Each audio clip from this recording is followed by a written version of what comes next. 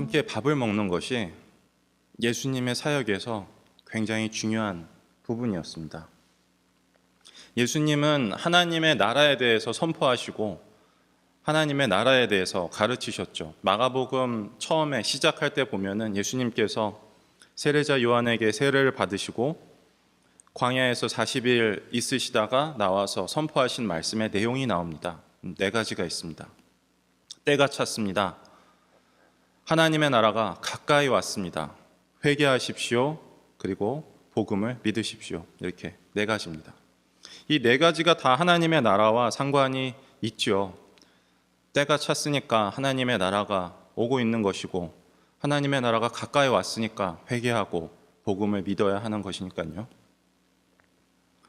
교회 많이 다니신 분들은 아마 그런 말씀을 들어보셨을 것 같기도 해요. 그런 하나님의 나라에 대해서 하나님의 나라는 이 미래에서 오는 것이면서, 그러니까 미래에 있는 것이면서 동시에 지금 여기에 우리 가운데 있는 것이다.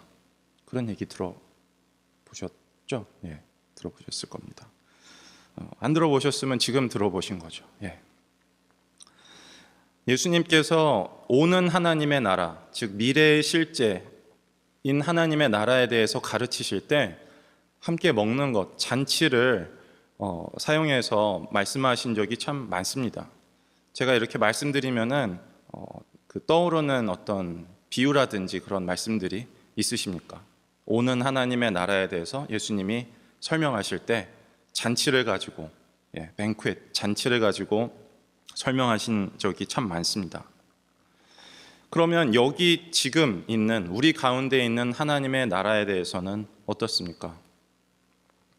예수님께서 지금 여기에 있는 하나님에 대해서 말씀만 하신 것이 아니라 예수님께서 말씀하신 대로 정말로 우리 가운데 지금 하나님의 나라가 있는 것이라면 그 실제가 예수님이 사역하시는 그 가운데에서도 보여야 하는 것이죠. 그것은 그렇게 어려운 얘기가 아닙니다. 마가복음 4장에 보면은 예수님께서 비유로 하나님의 나라에 대해서 설명하시는 부분이 나오는데 다 잘 알고 계시는 씨 뿌리는 사람의 비유나 겨자 씨의 비유나 그런 비유들이 나옵니다. 겨자는 겨자 씨일 때도 겨자고 요만큼 자랐을 때도 겨자고 완전히 자랐을 때도 겨자입니다. 겨자는 다 자라면 크면은 사람 키보다도 높이 자랄 수도 있다고 합니다. 제가 예전에 중고 청년부 아이들이랑 그걸 그려가지고 벽에 크게 붙여놓은 적이 있는데 혹시 보셨나 모르겠네요. 그런 것처럼 하나님의 나라는 완전한 형태로 다 자란 형태로 있는 것이 아닐지라도 지금 여기에도 있는 것입니다. 그런데 그것을 우리가 볼 수 있는 게 바로 예수님께서 미래에서 오는 하나님의 나라에 대해서 설명하실 때 사용하신 이 함께 먹는 것, 그런 이야기입니다. 우리가 지난번에 마가복음 2장 맨 처음에 나오는 이야기를 봤었죠. 중풍이 있는 분을 어떤 집에 지붕을 뜯고 달아서 내리는 이야기였습니다.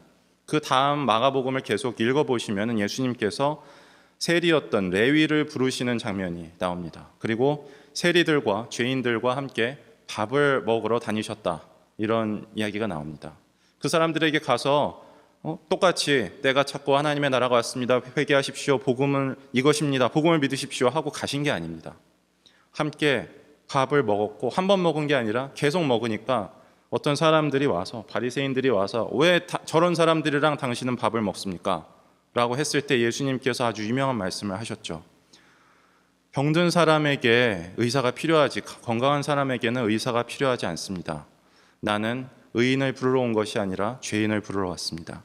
그러니까 예수님께서 이 사람들과 함께 밥을 먹고 식사를 계속 하시는 게 예수님께서 오신 이유, 예수님의 사역의 목표와 직결되어 있는 그런 이야기라는 것입니다. 바로 그 다음에 나오는 이야기가 뭐냐면은 또 먹는 거랑 상관이 있습니다. 바리새인들과 세례자 요한의 제자들은 금식을 하는데 당신의 제자들은 왜 금식을 안 합니까? 금식을 해야 좀 종교적으로 보이고 요즘에 또 사순절 기간이라서 금식을 하시는 분들이 있으실지 모르겠는데 왜 금식을 안 합니까? 하니까 예수님이 뭐라고 하셨습니까? 신랑과 함께 있을 때 손님들이 굶을 수 있습니까? 그러니까 지금 예수님께서 사역하시는 지금 여기 이 시간이 바로 잔치의 시간이라는 말씀인 거죠. 이렇게 예수님께서는 지금 여기에 있는 하나님의 나라와 미래에서 오는 하나님의 나라에 대해서 말씀하시고 그 실제를 보여주셨습니다. 그런데 이게 보여줬다는 게 그냥 뭐 누구 보여주려고 하는 그런 게 아니라 그 실제가 지금 여기에 있는 것이죠. 오늘 우리가 함께 읽은 6장에 있는 이야기도 마찬가지입니다.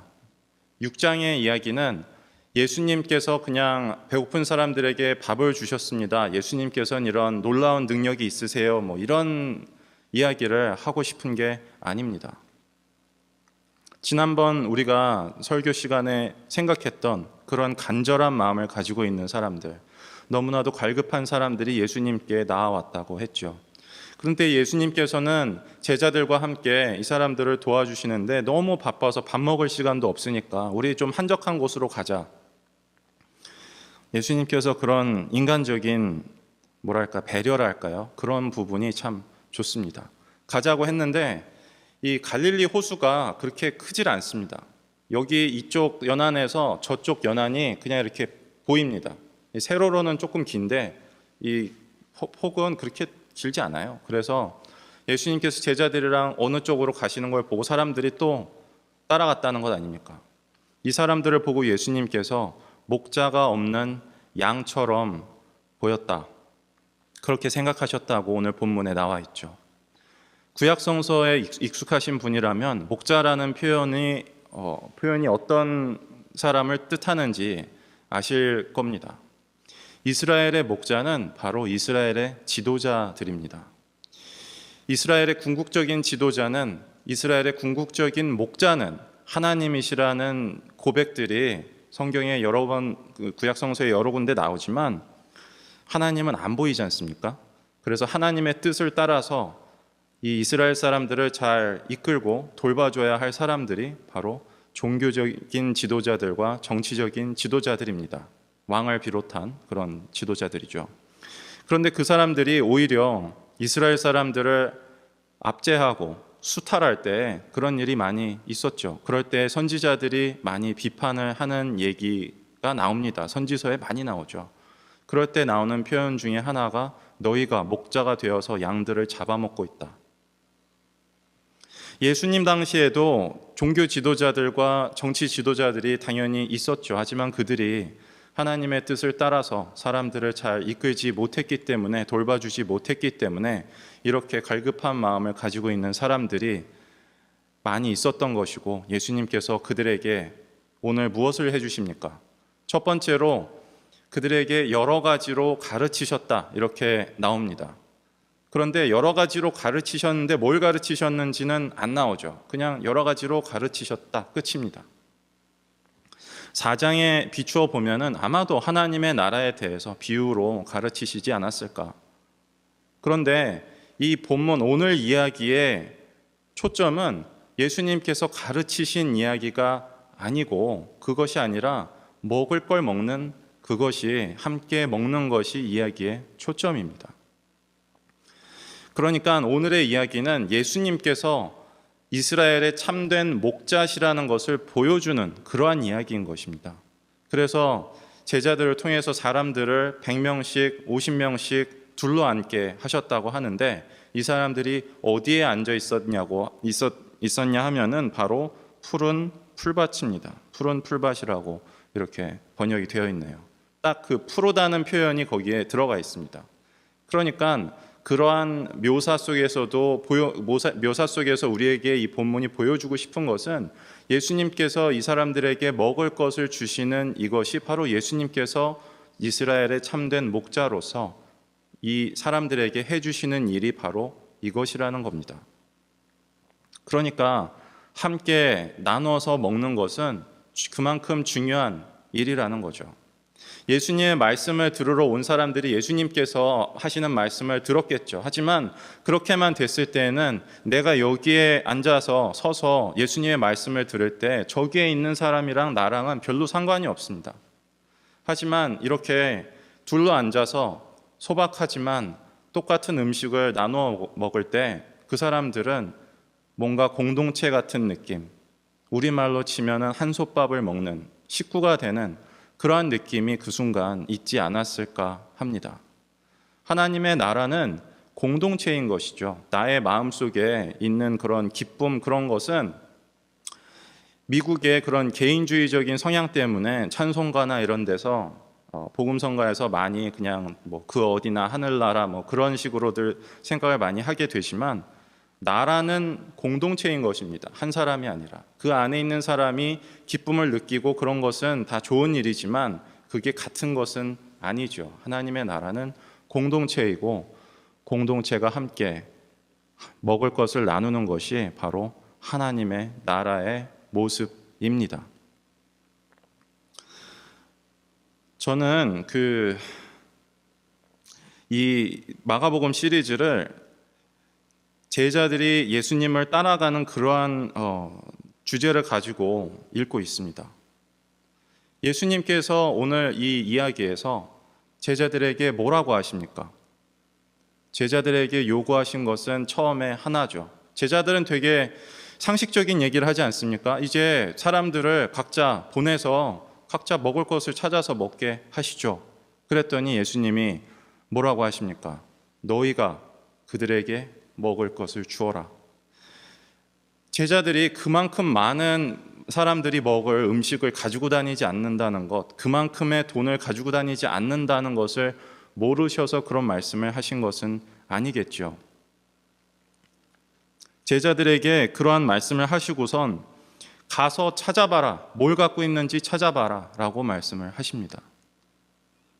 이 이야기가 우리에게 보여주는 것은 이 소박한 음식, 빵과 물고기 몇 마리를 가지고 이 모든 사람들이 먹을 수 있게 하는 것은 예수님의 일이지만, 우리가 무엇을 갖고 있는지 찾아보고 그 가지고 있는 것을 다른 사람들에게 나눠주는 일은 제자들이 하는 일이라는 점입니다. 제자들에게 그것을 요구하신 거죠. 모든 사람이 제자가 될 필요가 없지만 제자가 되겠다, 예수님을 따라가겠다고 마음 먹고 간 사람들에게는 이런 것을 명령하신 것이죠. 너희가 그들에게 먹을 것을 주어라. 그렇게 어려운 이야기가 아닙니다. 이게 너희가 먹을 것을 주어라는 것은 아주 구체적인 고통, 구체적인 필요, 구체적인 어려움에 대해서 구체적인 도움을 주라는 이야기입니다. 저는 예수님께서 하나님의 나라에 대해서 뭐 이렇게 저렇게 가르치시고 뭐 겨자씨의 비유를 말씀하시든 무슨 비유를 말씀하시든 말씀하시고 그냥 알아서 집에 가서 배고픈 건 알아서 하라고 하시지 않는 분이어서 참 좋습니다. 마가복음 1장에서 베드로의 장모님이 아팠을 때 그 집에 방문하셔서 손을 잡아서 일으켜 주신 예수님이 참 좋습니다. 교회의 역할은, 예수님의 제자들의 역할은 구체적인 어려움에 대해서 구체적인 도움을 주는 것입니다. 제가 작년에 러닝어브에서 경험했던 이야기를 나누면서 말씀을 마무리하려고 합니다.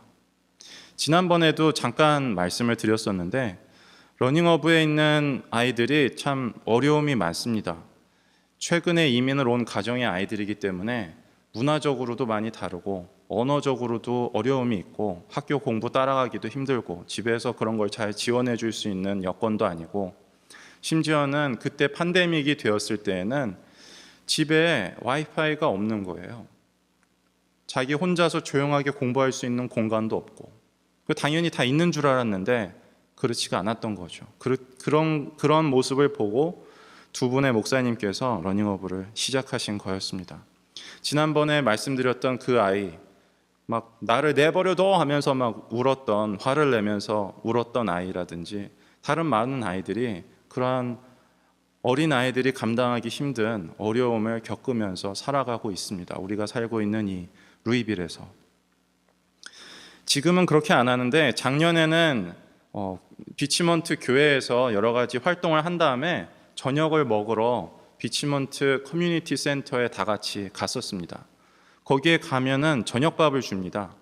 그 저녁밥을 주는데 그 음식은 Dare to Care라는 그 푸드뱅크가 있습니다. 이 지역에. 푸드뱅크에서 음식을 제공하고 커뮤니티 센터에서는 그 장소와 거기에서 일하시는 분들이 음식을 서빙해